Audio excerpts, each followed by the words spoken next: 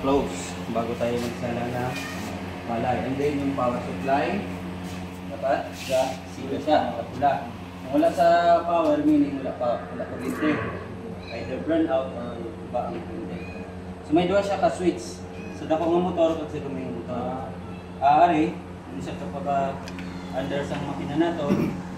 Pag under niya sini, once mag-follow na sa 20, pwede mo siya i-on ang gamay. Mag-off ka man, una man ang dako. Ulihin eh. Mag-on man ang una. Mag-off mo man. Kasunari, ang inlet ko siya nga gamay. Kung tapos na galing, pagwa mo itong mga bato, magwa ang magwa sa mga bato. Magwa ang mga bato, diri. Okay. Magwa ang mga bato. Napakay na. Oo. Bali, off na ni siya, ari naka-on pa, hindi na pag-i-off. So, i-off ko siya na para pag-i-off yung bato. And then,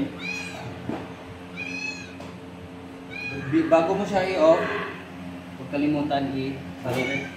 O ibalik siya kasi kung i-on mo siya ulit tapos nalimutan to, tingala ka lang wala dito yung bugas, ari dito ng gagawa. So suyo po niya to tanan ng bugas kapag balik siya. May vacuum siya, may blower dito para sa mga dara. Okay. And then ang palisod natin, please observe, ngayon siya, hindi ka kapag gusto liso-liso samtang ganda. Pero samtang open siya. Pwede ka kaliso samtang ganda, basta naka-close niya. I-close mo siya na before ka mag-liso. Kaya kung maliso ka, mag-open siya, may tendency na magbuba ang ato niya screen. So dapat close. Wala ko muna siya. Wala siguro close ka. Hindi, kung mag-close ka naman, close mo siya yan. Close mo naman. Basta nag-move dito, kaya na-close ko. Oo, dapat. Huwag kang gagalaw dito kapag naka-open. So, iti-test natin isa-isa. Mula sa 0. I-try natin kung anong itsura ng 0. 1, 2, and 3. Kung maganda yung palay, pwede natin mag-test hanggang okay. Saan palay ito? Ito ba yan? Oo. Iyan na natin. Kaya yan. Ibuhos na kagad natin. Oo, ibuhos na. Huwag lang masyadong report lang.